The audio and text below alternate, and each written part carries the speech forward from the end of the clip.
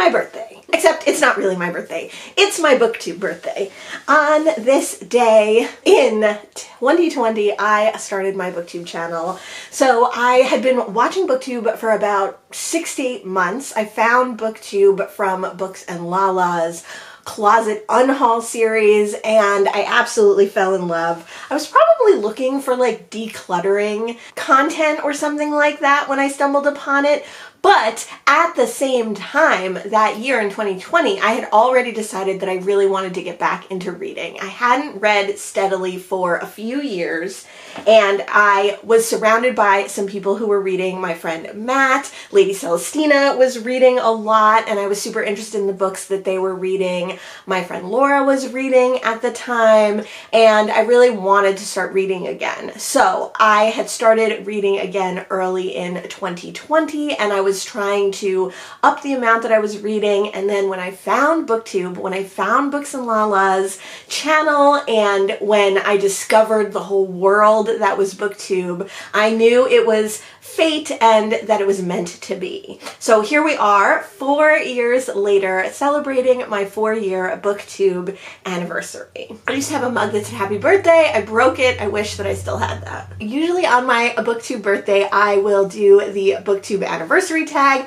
which is a great tag. It only has like 5 questions, but I've done that a few years in a row, or some variety of that tag a few years in a row. So instead of doing the Booktube birthday tag or the Booktube anniversary tag, I wanted to just sit down and talk about my feelings on Booktube, what I really think about Booktube, and the current state of my channel, because my channel is in a little bit of disarray. I have all my notes here, 2 pages, lots of notes to get through today. Happy birthday to me. It is my Booktube birthday. One of the reasons that I wanted to join Booktube once I found out about it was to just be able to talk about the books that I read. Like, I'm so lucky that my father reads, my mother reads, my husband reads, my best friends read, and we all read sort of different things. We all overlap a little bit. My husband loves sci-fi. My father loves like crime and espionage. My mom reads a variety of different things, classics, nonfiction, memoirs.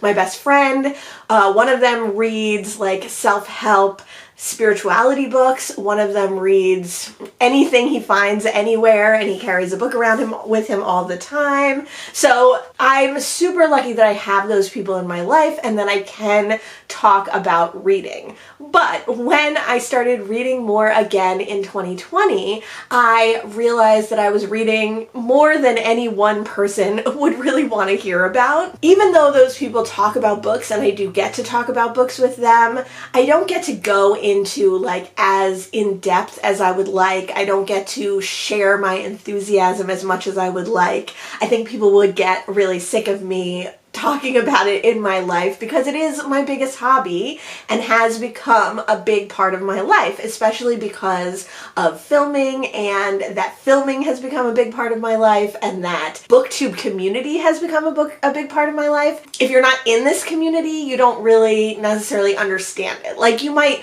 appreciate it, and I'm sure that my friends and family appreciate that I love this community and that I'm part of this community, but I don't think they want to hear about it all the time, basically. So I was reading a lot in 2020, and I wanted to talk about the books. That's why I really started it. And then I realized pretty quickly early on that filming and making videos was going to become a big hobby of mine too, and a big creative outlet.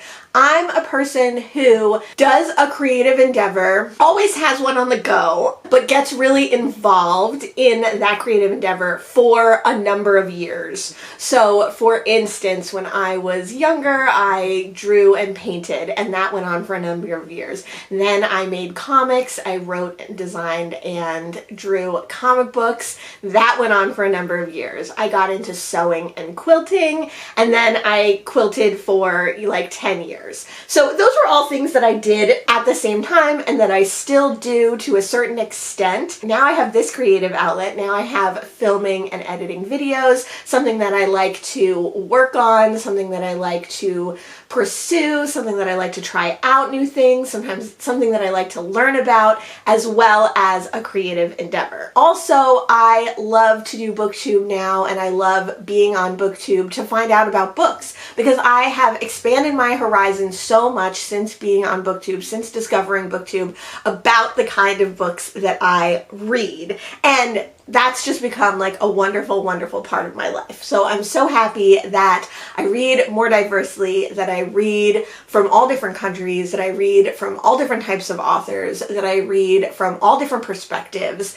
And I have found books that I identify with, I have found books that I respect, I have found books that I enjoy, and all of that because if I had just been left to my own devices, I might not have found the wide variety and range of books that I have found through Booktube. So those are some reasons why I Booktube. But how do I really feel about Booktube? I've had my ups and downs. In the last 4 years, I've had some high points and low points of Booktube. I love the community of Booktube. That's an aspect that I have always enjoyed since joining Booktube. All my life, since the inception of the internet and since the introduction of the internet to my life, I have joined different communities and I have been part of different online spaces. So when I was super young, I really loved Threadless, the t-shirt company, and it had a really thriving community. And I have friends from chat boards on Threadless that I still have to this day. I met so many wonderful people, I follow so many artists from there, and I love to watch their lives, whether we are only thinly connected or whether we are friends who communicate. I was also a big part of Flickr for a while in the Brooklyn scene when street photography was a thing, and I've made friends from there that I still talk to this day. So community spaces online have always been something that I respect and that I care about and that I think are good for you. And especially during 2020, when obviously a lot of people were finding it hard to communicate and finding it hard to connect with other people, it was important to have these online spaces. And I was very lucky to find Booktube at that time, to start my channel at that time, and to gain like a very small but solid community on my Booktube channel. So I love my community. I love the people who watch my videos. Even if you don't comment, even if we don't talk, please know that I care so much about you, and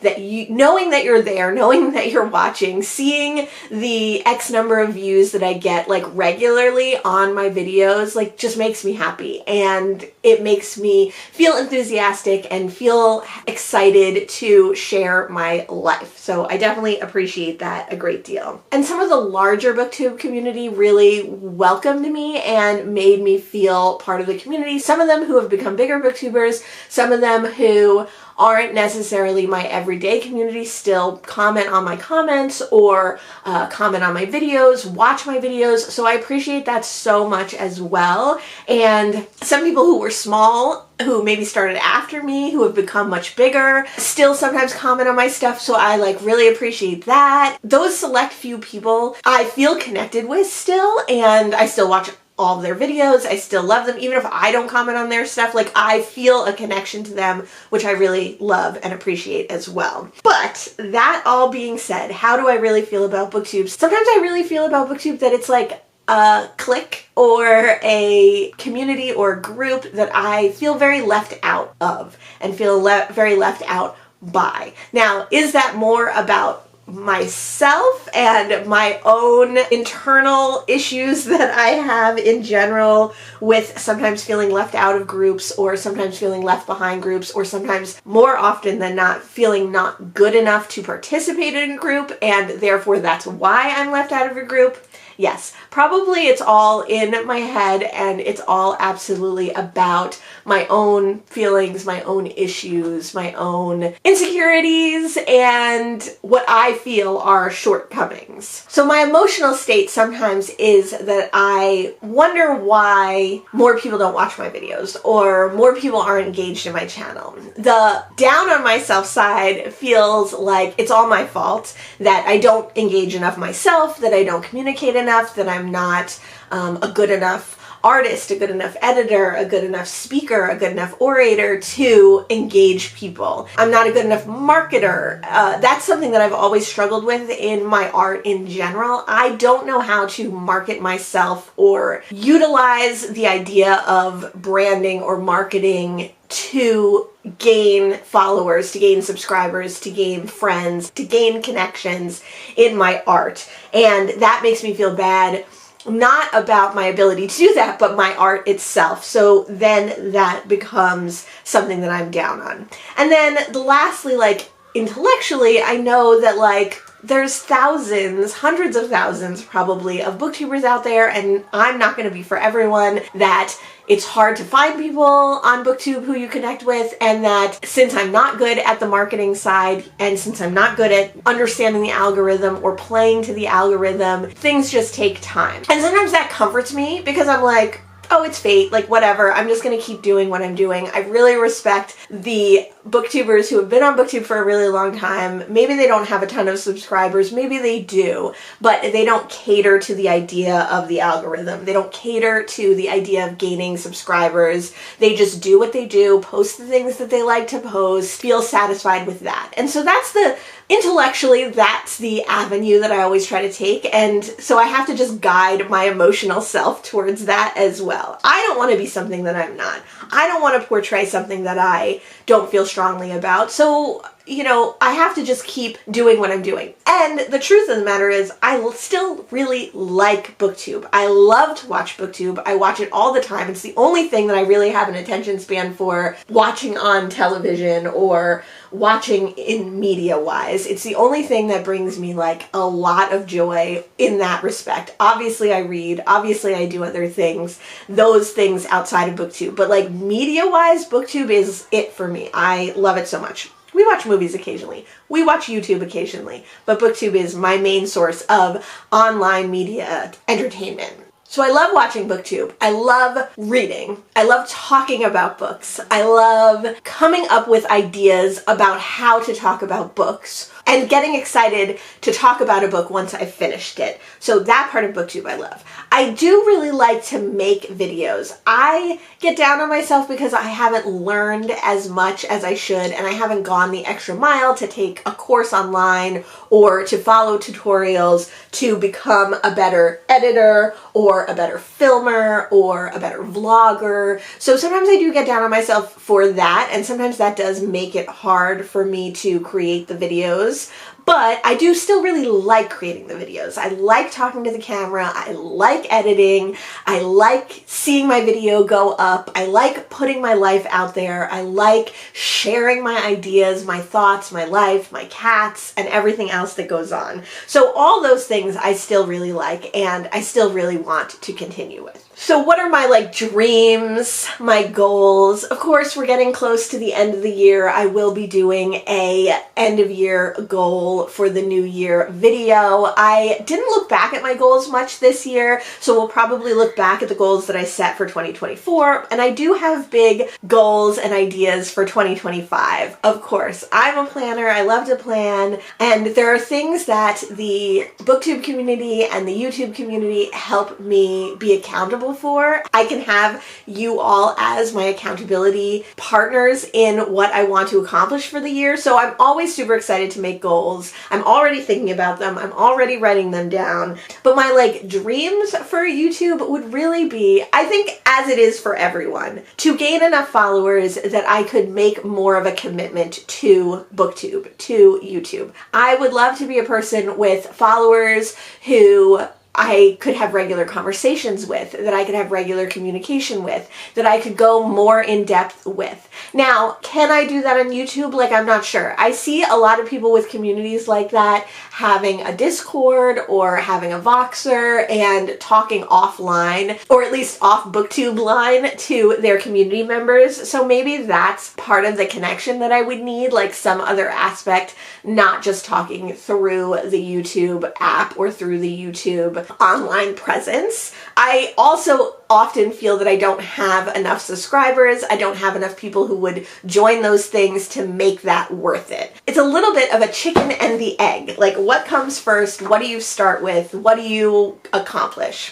Which leads me back to the idea of having enough subscribers to have a bigger community, having enough subscribers to devote more time and energy and thought into my YouTube channel. So would I like to have 1 million subscribers and do YouTube as my full-time job forever? Not really. I mean, I would like to have a lot of subscribers and maybe make a little bit of money that I could pour back into my YouTube channel. I would love to be able to upgrade some of the things that I use, like Canva or my editing software, or maybe get like a music app. Like, I know I can do all that now, but I never feel justified in doing that and putting money into my YouTube channel, because I already put money into aspects of my YouTube channel and I already put time into my YouTube channel. So for me, getting monetized and having a bigger following and having more impetus and more responsibility of a channel would mean that I would feel better about devoting more time, devoting more energy, devoting more thought, devoting more money to my YouTube channel. So that is like my dream, I guess, my wish, my true wish for YouTube. And like I said, I think everybody's true wish for YouTube is that they're watched, they're listened to, they're understood, they're communicated with, they get to meet other creators, they get to meet viewers, they get to, you know, whether that's online or in person, they get to collaborate more. Like, something that I love to see is big creators with those kind of outside spaces like Patreon or even their channel membership, where they're really taking ideas, freely given ideas, to help them better their channel. And I think like that as a creator is such a fun way to collaborate. Like, you still have control over your channel, over the things that you make, but having someone say like, oh, I've watched you for a long time, I know what you do, I see what you do, I would love to see this, and having a conversation about that, having communication about that. So those are all things that I like wish for my channel. Now I want to take time for a second to reflect on the last 4 years, and especially reflect on 2024, because like I said, I struggled a lot, I think mostly in the end of 2022 and all throughout 2023, about feeling bad about my channel. Starting my channel on October 13th of 2020. It took a long time for me to like live in my channel, to like understand what I wanted from my channel, to just get comfortable with doing different things. I remember feeling very awkward and uncomfortable when I first started, and one of my biggest goals always was to like be more natural on camera, or like be able to be more myself on camera. I feel like I always was, but I was the more reserved and more nervous version of myself. In 2022, I feel like I kind of really came into my own. I was doing a lot of projects. I was starting to read a lot more than I had. I was starting to conceptualize, if nothing else, more of like what the vibe of my channel was. And then in the end of 2022 and basically all of 2023, I was so frustrated. I was so disappointed and down on the idea that I had never gained a lot of subscribers. Was it even worth it to be making videos? Like, what am I getting out of this situation? What are other people getting out of this situation?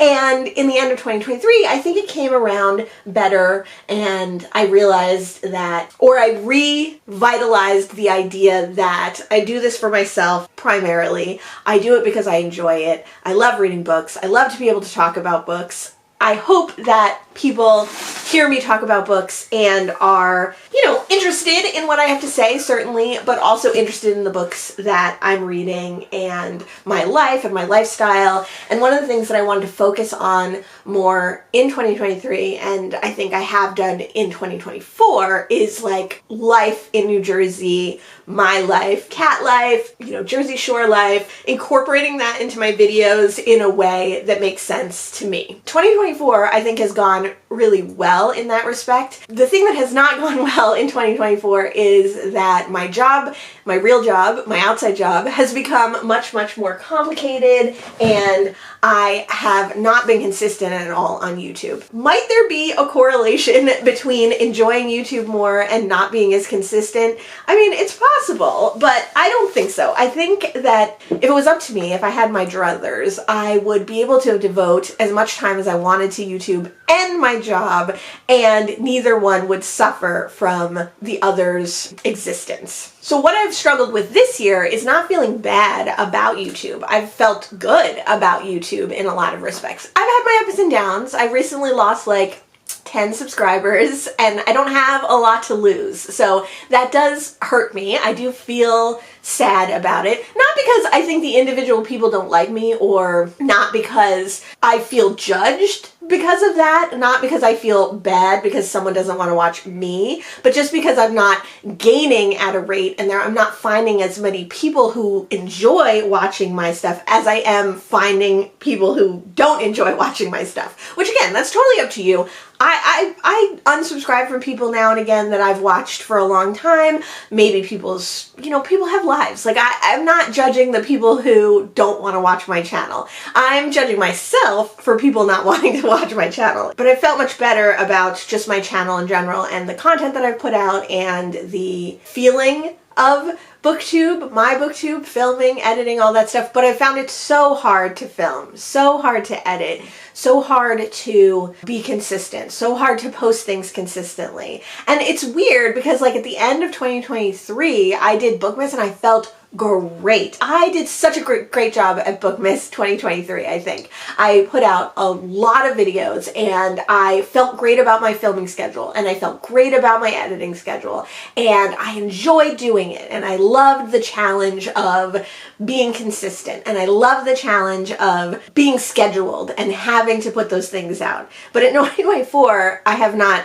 enjoyed that. I have not followed through on that. I have not been able to keep up with it, and a lot of that has to do with my job. Some of it has to do with other outside personal things, but mostly it's just that I have really struggled with balancing the work that I have to do with the work that I want to do. And also, in 2023 and the beginning of 2024, I was severely depressed. I suffer from depression, undiagnosed, especially seasonal depression. And so it wasn't really until like April that I started to feel happy and that I started to feel like I could enjoy pretty much anything. So definitely keep in mind that I'm talking from like a high point. I'm talking from a point where my seasonal depression hasn't really started yet and where I'm in a upswing of a less depressive state. Which of course all those things always affect everything in my life. It didn't just affect Booktube. It affected my job and my work and my ability to schedule and stay on track as well, all across the board. But while I'm in this upswing, while I'm having this good time, I'm really trying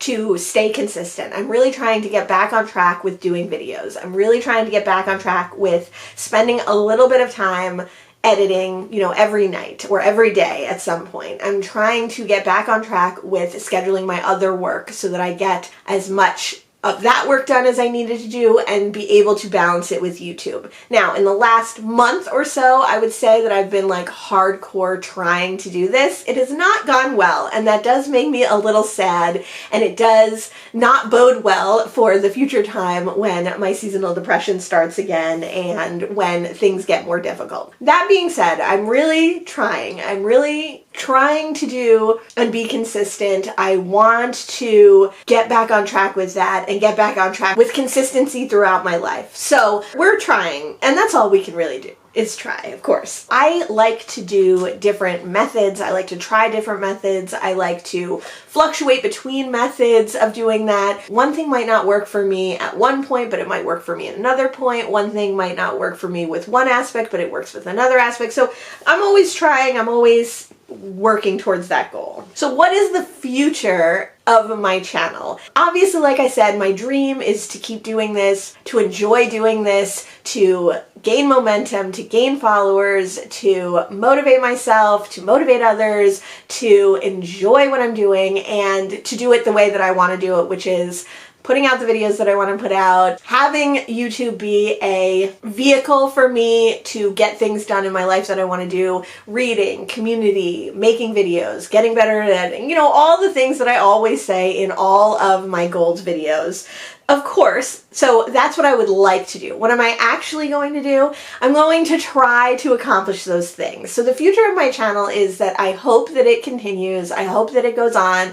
At this moment, I have no plans to stop it or to go on a long hiatus or to take a break. I plan to keep going. But I think things do need to change. So one of the things that I've resigned myself to doing for the end of 2024 is to cut down on the amount of videos that I want to make. I want to make 4 videos a week. I want to put out 4 videos a week, and I want at least 3 of those to be scheduled ahead of time so that I'm not like rushing to edit and then post a video. That has not happened all of 2024. Even in the last few months, as I've tried to be more consistent, that has only happened like 1 week at a time or something. So sadly, even though I have enough ideas and I have enough videos that I would love to post for 4 times a week, I'm going to try and cut down to 3 videos a week. So it's not too different,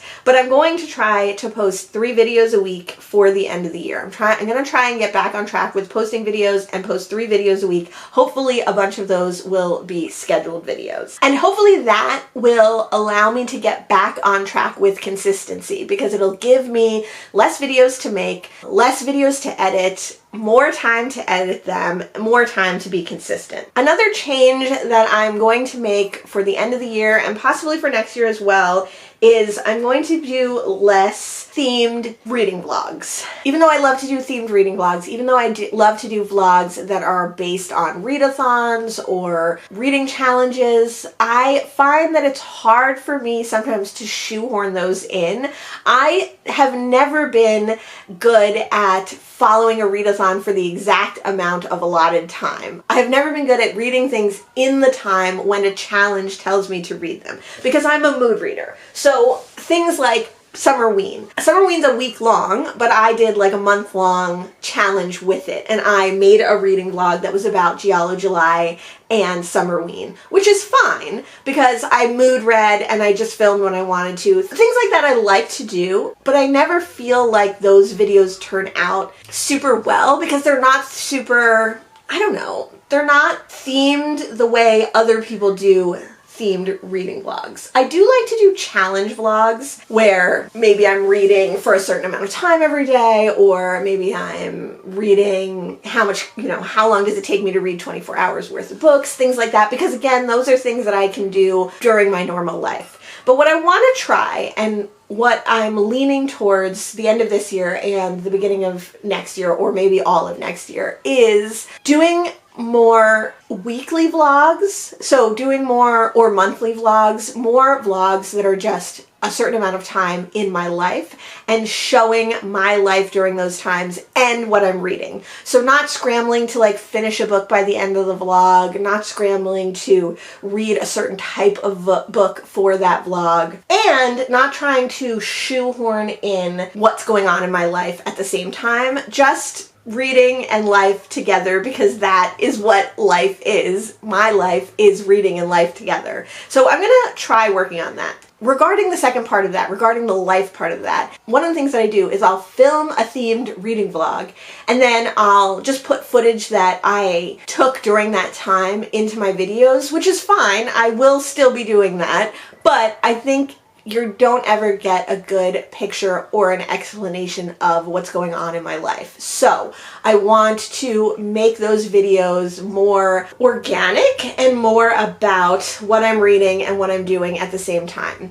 I always do weekly reading vlogs for Bookmas, which I am planning to do weekly reading vlogs in December. So I'm hoping that if I start now on my Booktube birthday, I will be more practiced at doing that, because it always takes me a little while to get into, and then ideally, hopefully, I will be able to consistently do that, make weekly or monthly reading vlogs going forward, and incorporate both reading and life into those vlogs. and not feel so much like pressure to incorporate a certain challenge or readathon, etc. Stephanie Bookish, one of my all-time favorite channels, has been doing weekly reading vlogs, and I really, really love them. I will still be doing vlogs that are themed in that I'll still be doing my TBR spin vlogs, I'll still be doing my book list vlogs, I'll still be doing my Savage Prompt vlogs, but you might see a little more overlap with the weekly vlogs or monthly vlogs or however often they come out vlogs as well. I will also still be doing sit-down videos, and I think actually incorporating more sit-down videos again, more tags, more quick videos, recommendation videos, or even like a chatty sit-down video is going to be key to help with consistency. For instance, Booksandlala does one vlog, one quick sit-down video, one vlog, one quick sit-down video. Things like that I still will be doing. I'll still be doing my like little free library videos.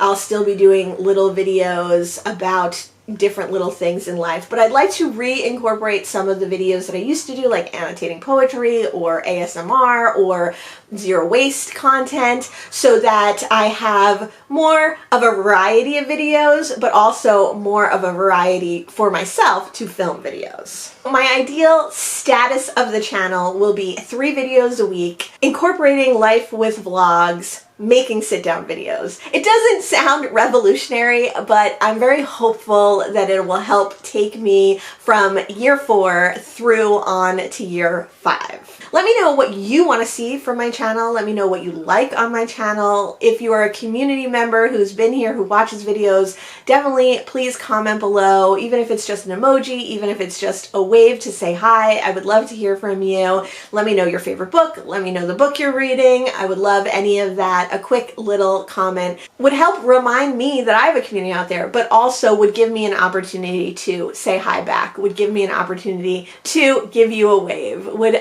give me an opportunity to give you a heart. I would really like that. So that's kind of the status. That's the past, the present, and the future of my channel right here on my 4th birthday. I touched briefly on Bookmas. I would love to do Bookmas again this year. I just don't think I'm going to be able to do it at the capacity that I did it in 2023. I don't foresee myself in the next month and a half getting enough momentum and enough consistency to do it in the same way. So I am planning on doing weekly vlogs for Bookmas. I am planning on doing year-end content for Bookmas and other Bookmas related videos, but I don't think I will be doing 5 to 6 posts a week like I did last year. I don't think I will be doing nearly that much. But if there's something specific that you would like to see from me for Bookmas, definitely leave that in a comment down below as well. All I can say at the end of this video is thank you so much for 4 years. I really appreciate it. It's had its ups and downs. I've been happy about it and I have not, but ultimately I really love my community. I really love Booktube. I really love reading and making videos about reading, and I really love hearing from you all. So thank you so much for 4 years. Thanks so much for joining me today, and I'll see you in the next one. Bye.